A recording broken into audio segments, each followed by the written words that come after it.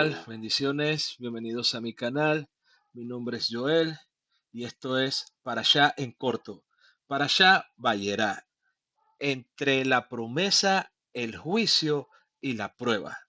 Vamos allá. Bayerá significa y él apareció. Esta para allá o porción semanal va desde Génesis 18, verso 1 hasta Génesis 22, verso 24. Y es que así comienza este relato.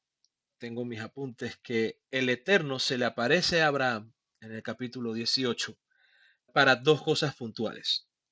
Una fue darle una promesa y la segunda fue revelarle la decisión de juzgar a Sodoma y a Gomorra por su maldad.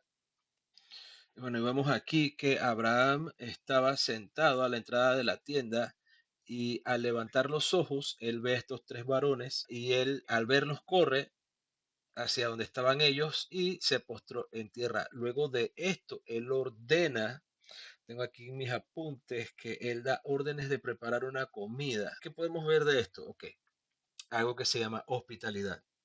Y en el caso de Abraham era porque, bueno, tenía al Eterno, ¿verdad? Al Altísimo delante de él. Pero Yeshua nos enseña también que debemos ser siempre hospitalarios con nuestros hermanos, como está en Mateo 25, capítulo 25, desde el versículo 34. Él dice, luego el rey dirá a los que estén a su derecha, vengan benditos de mi Padre, hereden el reino preparado para ustedes desde la fundación del mundo, porque tuve hambre, me dieron de comer, tuve sed, me dieron de beber, fui forastero y me recibieron, estuve desnudo y me vistieron, estuve en aflicción y me visitaron, estuve en prisión y vinieron a mí. En ese tiempo estos justos le dirán, Señor nuestro, ¿cuándo te vimos hambriento y te dimos de comer o sediento y te dimos de beber? ¿Y cuándo te vimos como forastero y te recibimos o desnudo y te vestimos? ¿Y cuándo te vimos en aflicción o en prisión y vinimos a ti? Y contestándoles el rey dirá, en verdad le digo que todo lo que hicieron algunos de estos mis hermanos pequeños, a mí me lo hicieron. Podemos ver que aquí el Mesías Yeshua está, nos está exhortando a ser hospitalarios con nuestros hermanos, con los hermanos de la congregación, pero no solamente ahí, sino que llevarlo a un nivel más elevado. En Mateo 5, y esto que voy a decir no es fácil porque muchas veces nos cuesta actuar de esta manera. Capítulo 5, verso 43, dice, han escuchado que se dijo, ama a tu prójimo y odia a tu hermano. Ojo, esto no está en la Torah. Esto no está en la Torah. Esto está en la tradición de esa época.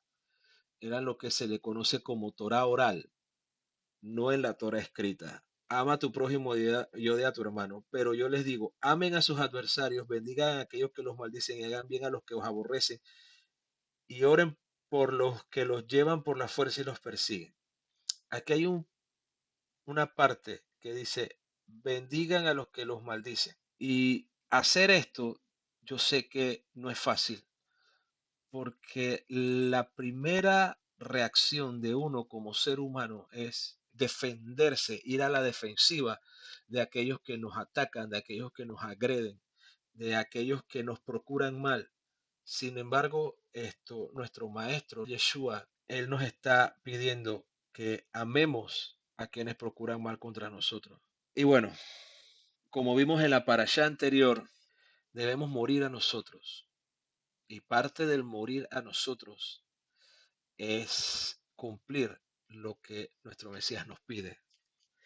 Tengo aquí que luego tenemos que el Eterno le dice a Abraham que Sara tendrá un hijo. Dice que el Eterno llega y le dice a Abraham, ¿dónde está Sara tu esposa? Y él le contestó, allá en la tienda. Y él le dijo, ciertamente regresaré a ti el próximo año por este tiempo, y Sara tu esposa tendrá un hijo. Y Sara estaba detrás de la entrada de la tienda escuchando. Abraham y Sara eran ancianos. Era lógico de que tuvieran incredulidad en ese momento. Porque, ¿qué ocurre? Hay milagros que Dios va a hacer en nuestras vidas que no dependen de nuestra fe. A él no le va a importar si tenemos fe, si lo creemos o no lo creemos. Él lo va a hacer y punto. Ya. Hay milagros que sí nuestra fe la acciona, pero hay milagros que él hace que a él no le interesa si nosotros le creemos o no le creemos. Él simplemente lo hace y ya. ¿Por qué? Porque hay un propósito mayor. Y eso es lo que estaba pasando en este pasaje. Había un propósito mayor. A él no le iba a importar si Sara y Abraham le creían o no le creían. Él lo iba a hacer y punto, porque estaba en su voluntad. Y dice más adelante que Sara se rió en secreto. Y más adelante el Eterno le dice a Abraham, hey, ven acá, ¿por qué Sara se ríe? ¿Acaso hay algo difícil para mí? Y el Señor le dice, regresaré a ti el próximo año por este tiempo y Sara, tu esposa, tendrá un hijo. Luego de esto, el Señor le dice a Abraham lo que va a hacer con Sodoma y Gomorra. Dice aquí en el verso 17, ocultaré a mi siervo Abraham lo que voy a hacer, porque Abraham llegará a ser una nación grande y numerosa y todas las naciones de la tierra serán bendecidas en él. Pues yo lo conozco, que él dará órdenes a sus hijos y a su casa después de él, que permanezcan en los caminos de Hashem para practicar el derecho y la justicia, porque Hashem cumplirá a Abraham lo que dijo en cuanto a él. Y bueno, y cuando seguimos con el relato, vemos que Abraham empieza a interceder por Sodoma y Gomorra y le dice, Chuzo, si hay la posibilidad de que sean 50, de que sean 45 y así sigue bajando hasta llegar a 10, pero hay una razón por la cual el Señor ya había establecido juicio contra Sodoma y Gomorra. El texto hebreo dice en el capítulo 18, verso 20, que dice que Hashem le dice a Abraham, el clamor de Sodoma y Gomorra ha llegado ante mí y en gran manera se ha agravado sus pecados. Es que el pecado trae juicio. Ir en contra de lo que el Eterno estableció en su palabra trae juicio, acarrea juicio. Y muchas veces no queremos entender. Entonces Abraham viene y empieza a interceder por Sodoma y Gomorra. Y es triste porque en Sodoma y Gomorra no hubo ni siquiera 10 justos. Y esa fue la razón por la cual al final el juicio cayó. Porque la razón real por la cual Sodoma y Gomorra fueron destruidos fue por la maldad del corazón de las personas ahí. Fue por su propia depravación. Obviamente, Abraham intercede por su sobrino Lot. Pero como tengo aquí, esa intervención se extiende a las ciudades. Pero como no habían siquiera 10 justos, entonces el Señor decide mejor sacar a Lot y a su familia antes de destruir Sodoma y Gomorra. Y aquí vamos al capítulo 19 y aquí hay una parte curiosa. Tengo aquí que Lot estaba sentado a la entrada de Sodoma. Aquí debemos prestar atención, ya que aquí vamos a comparar qué ocurre cuando estos varones llegan primero donde Abraham y luego llegan donde Lot. Vamos a ver eso. Cuando Abraham es visitado, él estaba fuera de su tienda, apartado, separado. No se había mezclado, nunca se mezcló, porque Abraham nunca se mezcló con ninguna ciudad ni con ningún pueblo. Él siempre se mantuvo separado, él siempre se mantuvo aislado, él siempre se mantuvo apartado. Dicho de otra manera, estuvo santificado. ¿Por qué? Para evitar ser influenciado por las costumbres de esas ciudades. Recordemos que el Señor le había dicho, salte, salte, apártate, aíslate, no seas como las ciudades, no adquieras las costumbres de las ciudades. Ahora, por otro lado, tenemos a Lot, que él estaba sentado a las puertas de la ciudad.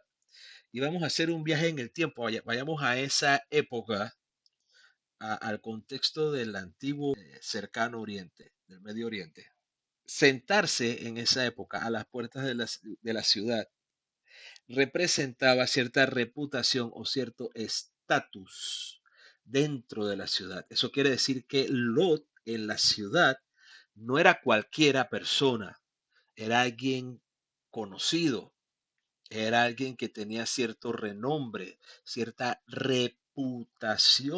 Eso quiere decir que hasta cierto punto estas ciudades habían influido en él. Él se había asimilado de cierta manera a la costumbre que tenían esas ciudades. Y ojo, esto no quiere decir que él haya corrompido su corazón, porque vayamos a segunda de Pedro, capítulo 2, vamos desde el verso 6. Incendió las ciudades de Sodoma y Gomorra, condenándolas a la destrucción, y las puso como ejemplo para los impíos que habrían de venir. Y rescató al justo Lot, que era afligido por la conducta inmunda de los que eran licenciosos, porque este justo, por lo que veía y escuchaba mientras vivía entre ellos, día tras día, era atormentada su alma justa por los actos de aquellos licenciosos. Por eso el Señor saca a Lot. Y con esto quiero decir que no es que Lot haya sido malo o Lot haya corrompido su corazón, pero eso no es lo que el Señor quiere de nosotros. Él quiere que seamos como Abraham, no como Lot. Él quiere que nos mantengamos separados de las costumbres de este mundo y que vivamos conforme a su voluntad, a sus instrucciones, porque lo que está escrito aquí son sus instrucciones, desde Génesis hasta Apocalipsis, que hasta que no pase este cielo y esta tierra, ni siquiera el mandamiento más pequeño perdería validez. Tengo aquí que el asunto no es tanto dónde te sientas, sino más bien lo que representa dónde estás sentado. Luego que llegan estos hombres, los lleva a su casa y al enterarse la gente del pueblo, rodearon la casa de Lot y le decían, ¿dónde están los varones? Sácalos, sácalos, para que nos alleguemos a ellos. Dice que luego Lot sale, cierra la puerta y les dice, no cometan tal maldad. He aquí yo tengo dos hijas que aún no conocen varón, las sacaré para ustedes y hagan con ellas como mejor les parezca, con tal de que no hagan nada a estos varones, puesto que se han refugiado bajo mi techo. Bueno, luego de esto vemos que estos dos varones extendieron su mano, introducen a Lot a la casa, no sin antes haber una contienda fuerte, como dice aquí, pero Lot contendió fuertemente con los hombres quienes se acercaron para romper la puerta. Y los varones extendiendo sus manos introdujeron a Lot en la casa con ellos y cerraron la puerta. Mientras los hombres que estaban en la entrada de la casa, desde el menor hasta el mayor, fueron heridos con destellos, de manera que se fatigaban tratando de hallar la puerta. Vemos cómo después, luego de esto, estos varones o los ángeles le dicen a Lot lo que va a ocurrir y les dicen, hey, en la mañana tienes que irte, tienen que irse tú, tus yernos, tus hijas, tu mujer, etcétera, todo el mundo. De hecho, Lot fue a hablar con los yernos, tú estás loco, le dijeron prácticamente. Así que en la mañana estos ángeles apresuran a Lot para que se vaya. Le dicen, hey, no pares ni mires atrás. Lot se va a Zoar para luego entonces ir al monte, a la montaña, en lo que Sodoma y Gomorra son destruidas. Y cuando está ocurriendo esto, ocurre un suceso desafortunado. Y es que la mujer de Lot mira hacia atrás. ¿Y qué dice nuestro Mesías Yeshua? Cualquiera que pone su mano en el arado y mira hacia atrás no es digno de entrar al reino de los cielos. La mujer de Lot al mirar atrás estaba diciendo que su corazón estaba en Sodoma. Al mirar hacia atrás estaba diciendo que no le importaba ir hacia adelante. Cuando la mujer de Lot miró hacia atrás, estaba diciendo que ella pertenecía a ese lugar. Por eso se convirtió en estatua de sal. Luego de esto, desde el verso 30 del capítulo 19 hasta el 38, vemos esto, la concepción de Moab y de Benami, quienes serían los padres de los moabitas y de los amonitas. Moab, padre de los moabitas, y Ben-Amí, padre de los amonitas. Luego tenemos que Abraham habita en Gerar. Ocurre ahí una situación con Abimelech, el rey de este lugar. Y posteriormente a esto, entonces, nace Isaac, para luego más adelante ver cómo Sara, a causa de que Ismael se burlaba de Isaac, le dice a Abraham que eche a Agar y a Ismael. Y bueno, Abraham decide hacerlo porque el Señor le dice, no sea desagradable a tus ojos lo del muchacho, y tu sierva atiende la voz de Sara en todo cuanto te diga, porque en Isaac te será llamada descendencia. Y es que había una promesa, tenía que ser así, aquí tenía que ser así, porque el pacto venía por Isaac, no por Ismael.